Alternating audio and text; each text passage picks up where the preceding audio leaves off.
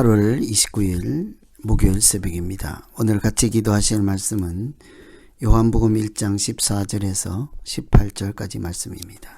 그 중에 14절, 말씀이 육신이 되어 우리 가운데 거하심에 우리가 그의 영광을 보니 아버지의 독생자의 영광이요 은혜와 진리가 충만하더라. 아멘. 요한복음 1장에 따르면 예수님은 말씀이시며 빛이라고 할 수 있습니다.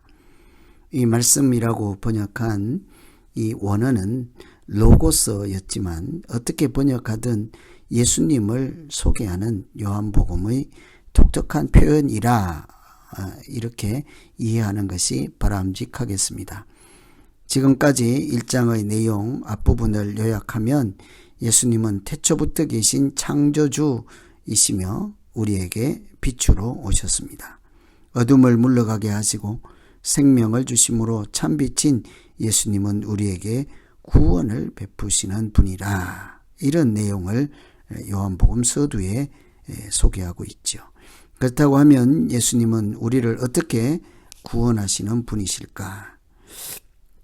첫째는 육신이 되셨습니다. 말씀이 육신이 되셨다. 14절에 말씀이 육신이 되어 우리 가운데 거하심에 우리가 그의 영광을 보니 아버지의 독생자의 영광이요 은혜와 진리가 충만하더라. 로고스가 육체를 가진 사람이 되었다. 성육신이라고 하죠.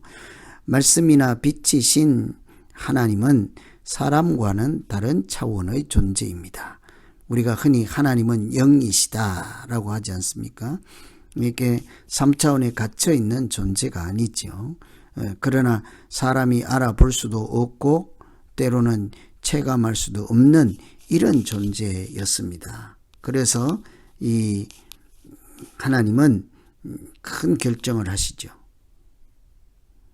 사람과 동일한 형상을 가지고 사람이 만날 수 있도록 하기 위해서, 사람을 또 만나기 위해서 친히 육체를 입고 이 땅에 오셨지요. 그것을 우리는 성육신이라고 합니다. 이것을 에베소서에서는 하나님과 동등됨을 취할 것으로 여기지 않고 종의 형체를 가지셨다. 사람이 되셨다고 하죠. 그래서 하나님은 하늘에 높은 하늘에 계신 하나님이지만 하나님은 하늘에 계신 하나님으로서만 존재가 아니라 우리에게 아버지라고 이렇게 이름을 붙이죠. 아버지는 우리가 육신으로 만나는 아버지와 같은 존재이기도 합니다. 하나님은 저 멀리 삼층천에만 계시는 하나님이 아니라 피조물과 함께 계시고 또 찾아오시고 만나주시는 하나님이신 것입니다. 죽어서 천국에 가서 만나는 하나님이 아니라 하나님은 지금 이곳에 오셔서 두세 사람이 모인 곳에도 함께 하시고 복음을 전하는 곳에 땅끝까지 세상 끝날까지 함께 하신다 하는 하나님이지 않습니까? 이런 것은 다 말씀이 육신이 되는 것에서부터 비롯된 것이죠. 우리의 하나님은 멀리 계신 분이 아니라 가까이 계신 분이십니다. 멀리 계시기도 하지만 가까이에도 계신 분이십니다. 그래서 무소부재하다고 하죠. 하나님이 계시지 않는 곳이 없는 것입니다. 특별한 곳에만 하나님이 있다라고 생각하고 그곳에 가야 하나님을 만나는 것이 사실은 아니죠. 그래서 사도행전에 보면 이렇게 하나님이 성전에만 계신 분이 아니다 라고 하는 것은 참 차원이 높은 말씀이지 않습니까? 하나님께서는 하늘에도 계시고 여기에도 계시고 육신이 되어서 이 땅에 오셔서 성령으로 지금 우리와 함께 계시고 이렇게 또 우주를 주관하시는 크신 분이므로 이렇게 하나님을 다차원적으로 우리가 이해할 수 있어야 하겠습니다. 그래서 이 말씀이 육신이 되었다 하는 것은 지금 내가 이곳에서 하나님과 함께 동행할 수 있는 믿음이다. 하나님이 여기 계시고 그러므로 나는 오늘 이 순간에도 하나님 앞에서 사는 존재이다. 이런 것이 다 말씀이 육신이 되는 것과 관련된 내용이라 하겠습니다. 하나님께서 우리에게 찾아와 만나주시는 그 감동을 생각하며 오늘 하루도 주 안에서 행복한 믿음 생활이 되기를 기원합니다. 두 번째는 은혜와 진리가 충만하신 분이시지요. 말씀이 육신이 되어 우리 가운데 거하신다. 이게 첫 번째인데, 그런 분의 특징을 보니, 영광을 보니 아버지의 독생자의 영광이라고 합니다. 아버지의 독생자의 영광이요 은혜와 진리가 충만하더라. 이것은 육신이 되어 우리 가운데 거하시는 분, 예수님의 인성이라고 할 수 있죠. 우리 가운데 사람처럼 존재하시니까. 실제로 우리 가운데 거한다 하는 말은 원어로 에스케노센이라고 하는데요. 이게 텐트를 치다라는 뜻입니다. 하나님은 이렇게 우리에게 오셔서 텐트를 치신 분입니다. 성막에 임재하신 것처럼 예수님은 우리 가운데 텐트를 치듯이 우리와 함께 계시는 분이죠. 우리를 사랑하시려고, 우리를 구원하시려고, 우리를 인도하시려고 가까이 와서 함께 머무시는 분이십니다. 그런데 그렇다고 사람과 동일한 존재가 아니라 다른 특징은 아버지의 독생자의 영광이요 진리와 은혜가 충만하더라. 이건 하나님의 성품이죠. 하나님의 특성이지 않습니까? 하나님의 영광을 가까이에서 경험할 수 있도록 예수 그리스도에게는 하나님의 영광 그 자체가 이렇게 나타나는 거죠. 멀리서만 바라보고 특별한 사람만 대면하여 만났던 그런 구약의 하나님이 아니라 이제는 누구에게라도 가까이 오셔서 만날 수 있도록 성육신하였습니다. 그러나 다른 점은 은혜와 진리가 충만하여 사람으로 오신 예수님 가운데에도 하나님의 영광이 나타나셨습니다. 진리가 나타나셨습니다. 하나님의 은혜가 충만하였습니다. 그래서 예수님께서 이렇게 계시는 곳이 곧 천국 같은 현상들이 나타나게 되는 것이죠. 하나님의 영광이 나타났습니다.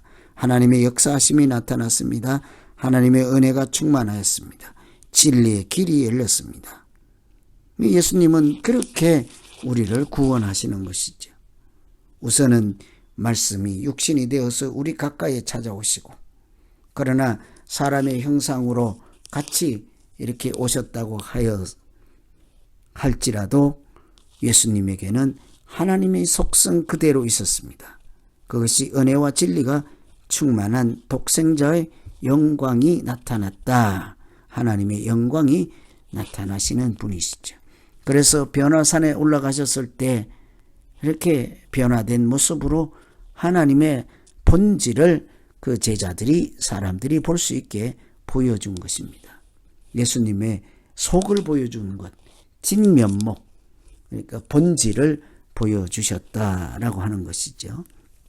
그래서 오늘 이 말씀으로 빛으로 오시고 육신이 되어서 말씀이 이렇게 우리 가운데 오셨을 때 하나님은 어떻게 우리를 인도하시고 구원하시는가?